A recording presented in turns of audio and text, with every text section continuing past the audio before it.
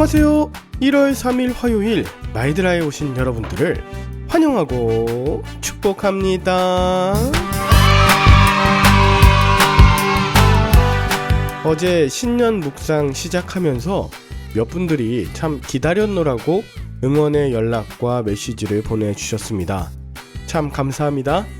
저도 여러분들을 기다리면서 말씀을 미리 묵상하게 되고 또한 나눌 말씀이 있는 것이 얼마나 기쁘고 기대가 되는지 몰라요. 서로 기다리고 기대하는 마음이 하나님의 은혜로 가득하게 하시는 마중물이 되게 하실 줄 믿으며 오늘도 힘차게 마이드라를 시작해 보도록 하겠습니다. 자, 출발!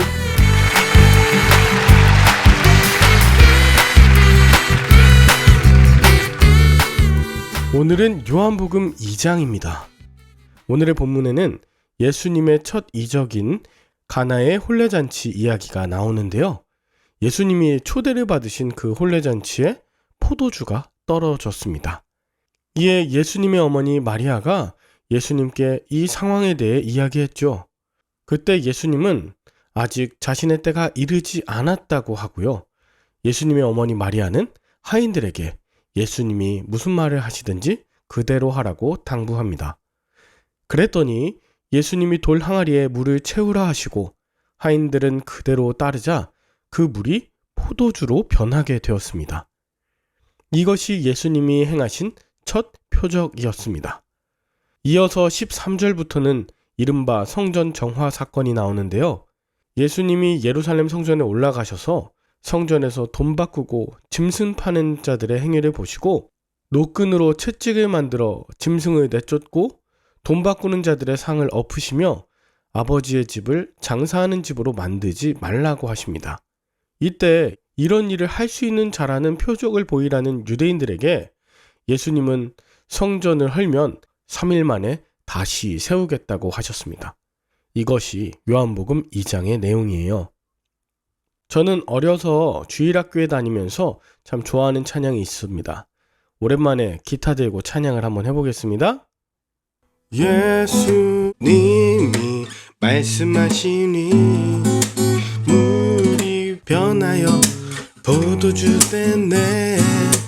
예수님이 말씀하시니 물이 변하여 포도주 됐네. 저는 당시에 예수님께서 만드신 포도주를 맛보고 사람들이 다 맛있게 먹고 취한 후에 좋은 거를 갖고 왔다 이런 얘기 때문에 그 포도주가 얼마나 맛있었으면 그래서 포도주스처럼 달콤한 것인 줄 알았거든요. 그런데 나중에 먹어보니까 포도주가 그렇게 달콤하지는 않는 것 같아요. 그런데 그것보다 더 중요한 건 이 찬양의 후렴인데요. 예수님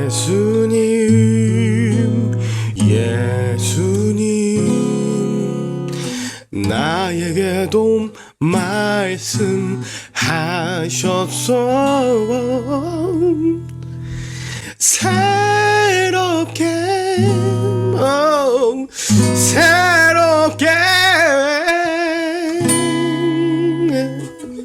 아멘. 변화시켜 주소서. 변화시켜 주소서. 변화시켜 주소서.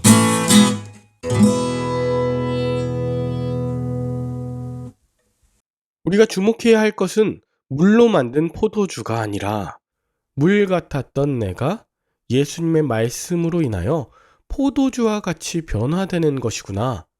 동시에 이 사건은 예수님이 하나님의 아들이시자 우리의 구원자이심을 보여주신 사건이구나 하는 것을 깨닫게 합니다. 그러므로 예수님이 보여주신 이 사건을 통해 우리 삶에 포도주가 떨어진 것보다 더 중요하게 여겨야 할 것은 예수님의 말씀이 없는데도 그것을 인지하지 못하는 상태입니다.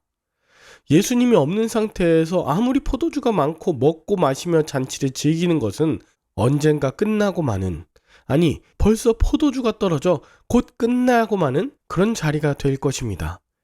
그러나 예수님의 말씀이 들리고 순종하는 자에게는 발을 씻기는 물 항아리는 포도주 항아리가 되고 떠온 물은 포도주가 되는 상상도 못하는 일이 생긴다는 것이죠. 예수님은 우리 삶의 결핍과 위기, 이 모든 고난을 아시고 말씀하여 주시는 분이기 때문입니다. 이 말씀이 들리는 것이 기적의 시작이고 우리 삶의 잔치가 시작되는 비결이며 예수님께서 그리스도이시자 하나님의 아들이신 것을 믿게 되는 시작입니다. 아울러 우리가 하나 더 생각해 볼 것이 있습니다. 그것은 4절에 보면 예수님이 어머니 마리아에게 나와 무슨 상관이 있냐고 아직 내 때가 이르지 않았다고 하지 않았습니까? 이는 장차 예수님이 십자가를 지시고 그 보혈을 흘리실 때가 되지 않았다고 신학자들은 해석을 해요. 그런데 저는 오늘 본문의 정황상 이 때를 말씀하신 건 이런 신학적인 특성보다 당시 하인들이나 상황이 예수님의 말씀에 100% 순종할 자세, 엎드리는 태도가 없음을 생각해 보게 되었습니다. 예수님을 알긴 알았지만 당신이 나와 무슨 상관이 있냐고 하는 자세, 예수님이 어떤 말씀을 하셔도 행함으로 이어지지 않을 자세에 대해서 예수님은 말씀하시지도 역사하시지도 않을 것이기 때문입니다. 그래서 아직 그때가 이르지 않았다는 것이죠.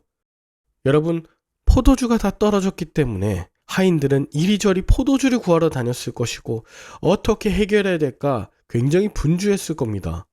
예수님이 물을 떠오라고 해서 물을 떠올 그런 정신과 여유가 없었던 때였는데 5절에 그의 어머니 마리아가 하인들에게 말합니다.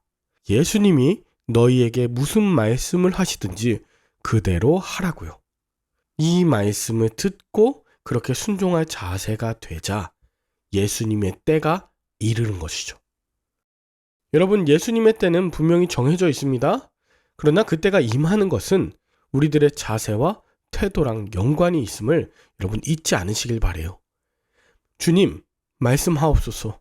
주의 종이 듣겠나이다, 순종하겠나이다 하실 때 주님께서 역사하시는 때가 이를 줄 믿습니다. 마지막으로 13절부터 성전 정화 사건을 통해서 우리가 한 가지 주목할 것이 있는데, 여러분, 불의한 일 앞에서는 때로 거룩한 의분을 내실 수 있길 바라요. 좋은 게 좋은 거다 하면서 타협하시지 않으시길 바랍니다. 더 나아가 예수님이 이 성전을 헐라하시고 3일 만에 다시 세우겠다고 하신 이유가 무엇일까요? 이것은 예수님 당시에 이스라엘 사람들이 예루살렘 중심, 제사 중심, 즉 성전을 우상화하는 신앙을 갖고 있었기 때문에 모두가 그곳에 모여들어 성전세 내고 제사 드리고 종교 지도자들이 시키는 대로 다 하게 되는 원인이 있던 것이죠. 여러분, 예루살렘 성전이 진짜 특별합니까? 그곳에서 제사 드려야만 구원이 임합니까? 여러분, 하나님은 특정한 건물이나 장소에 계시지 않으세요. 사람이 하나님을 모시거나 가둘 수 없습니다. 여러분, 하나님은 그분을 간절히 찾고 기도하며 예수 이름으로 모인 곳에 찾아오시고 함께 하시는 분이에요. 그래서 예수님은 종교인이 아닌 진정 예수 그리스도를 따르는 신앙인이 되라며 성전 정화 사건을 일으키신 것입니다. 진정한 성전은 눈에 보이는 건물이 아니라 바로 몸된 예수 그리스도를 모시는 것이죠. 우리 안에 하나님의 말씀이 아닌 것으로 가득하고 또 잘못된 신앙과 우상으로 가득해 있는 것이 있다면 예수님의 말씀 안에서 모두 비워내시고 예수님이 찾아오실 수 있는 그 빈 공간을 마련하실 수 있길 바랍니다. 함께 기도할까요? 하나님 아버지, 예수님은 없는데 포도주가 넘치는 잔치를 하고 있진 않은지 돌아보겠습니다. 하나님은 계시지 않는데 온갖 예물과 프로그램만 넘치는 성전은 아닌지 돌아보겠습니다. 내 안에 가장 귀한 주님이 오실 수 있도록 말씀으로 충만하게 채워가는 그런 한 해가 되게 하여 주시옵소서. 그래서 매일이 주님이 함께 하시는 잔치집 같은 가정, 또 주님의 임재가 가득한 주의 성전들 되게 하시길 간절히 바라오며 예수님의 이름으로 기도합니다. 아멘.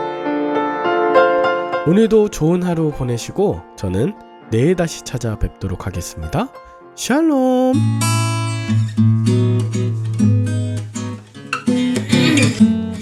녹음하고 있는데. 하고 있었어. 몰랐어. 미안해.